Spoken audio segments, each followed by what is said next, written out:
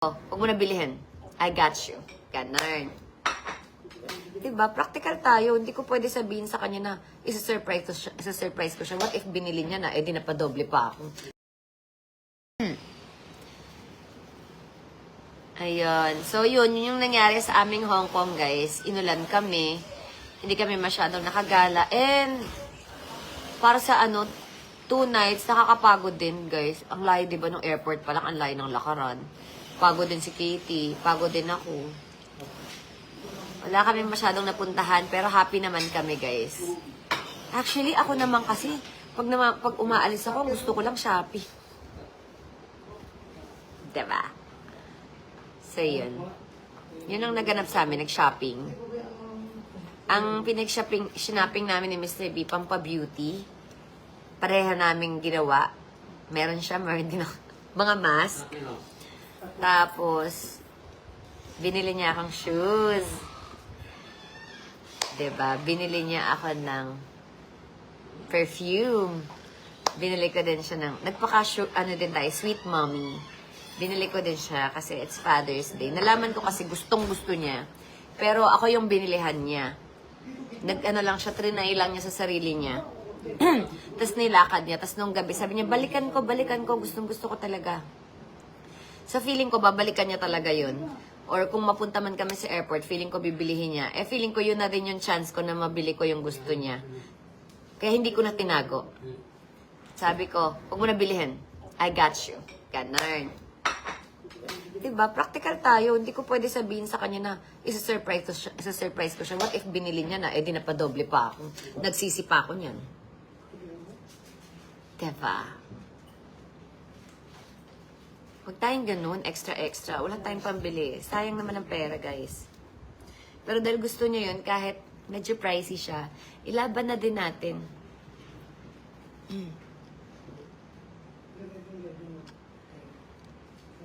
Hindi ka ba nalulungkot pa alis na si Mr. B? Hindi naman, guys. Ngiti ni Kat. Hindi naman ngiti. Sabay tingin sa akin. Nalulungkot. Lagi naman yung tatawag. Miss B, anong gamit mong mask? Yung binili namin, teka lang. Papakita ko sa yung binili namin mask. Wala ka, Kat. Bawal walang tao. Wait. Asan na ba si Kat? Lumalayo ka pala. Hi guys. Kinukuha niya lang yung mask niya.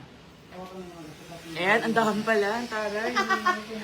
So, ito yung binili namin. Trinay namin. Ito medyo pricey to eh. Pero buy to take one. Nag-share kami dalawa. Pero babayaran ko sana guys. Ang dami ko din kasing binili. Pero si Asukal de Papa ay hindi nagpatalo. Eto, so trinay namin dalawa. Medyo pricey siya. Tapos, ito yung favorite ni Mr. B. Ito mas mura ata.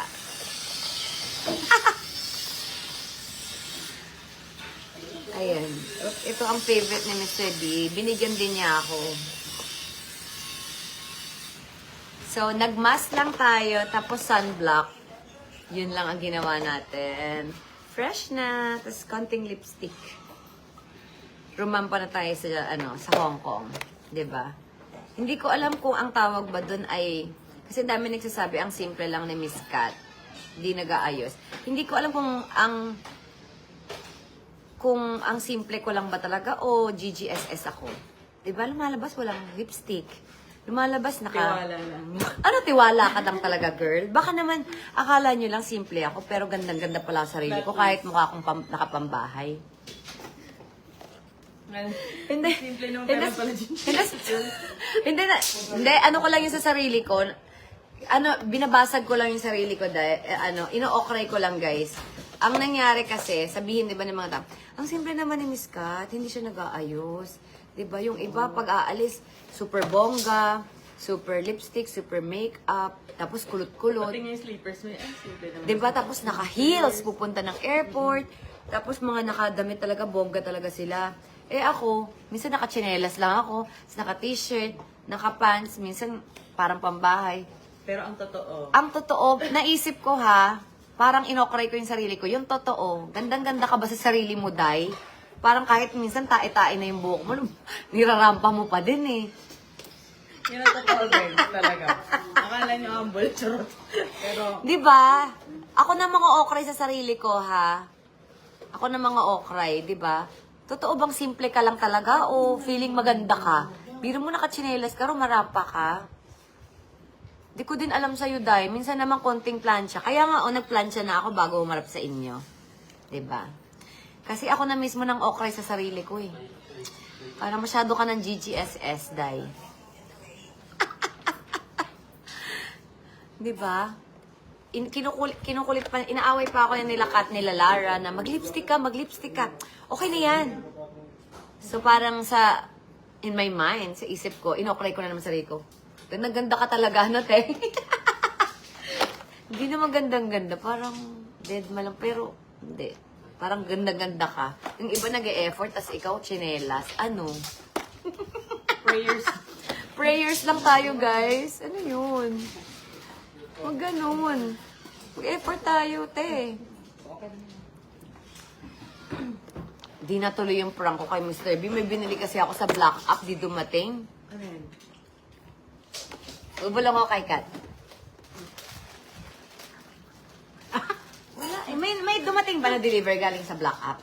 Ayaw pa naman niya ng ganun, no? Yung mga ganun-ganun na. Hindi. Cute lang yun. Ang cute nung kasi parang...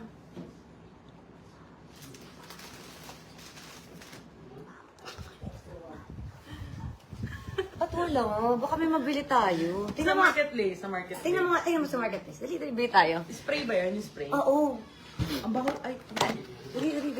Meron yan eh. Ipaprank natin siya, guys. Di dumating. Sayang, diba? So, dahil nga, kasi minsan, binabasa ko din yung sarili ko, no, guys. Meron din akong so parang inassess ko yung sarili ko na ayaw mo mag-makeup. Ayaw mo ayos. Alagaan mo yung buhok mo, Day. Diba? Pa-treatment ka para hindi mo kang patay, diba? Tapos kahit konting, ito lang pinansya ko, harap lang. Hindi ko, bahala na kayo. Ito lang naman kita, hindi naman papakita yung likod mo, Ito lang naman yung kita, diba? In-effortan ko na. Sa Hindi ka na maglalagay ng agad. Sa Hong Kong, in-effortan ko, ito lang naman eh. Ito lang, di ba nakita niya, puro ganito buhok ko? Hindi naman siya shot yung likod eh, no? Nag-effort na ako mag-plancha. Wala naman shot sa likod eh. In-assess ko nga. Parang may personality sa sarili. Mindset ba, no? Di ba? Simple ka. Alagaan mo. I-ano mo. Parang malabi. Pinaka sa drop ako. Kaya, sayang naman. Ba't na wala na naman yung mga kausap ko dito? Ayun na naman tayo, guys eh. Saan na kayo? Hindi na naman kayo gumagalaw eh. Galaw naman kayo. Wala na naman tayong kausap. Thanks for watching. Subscribe now.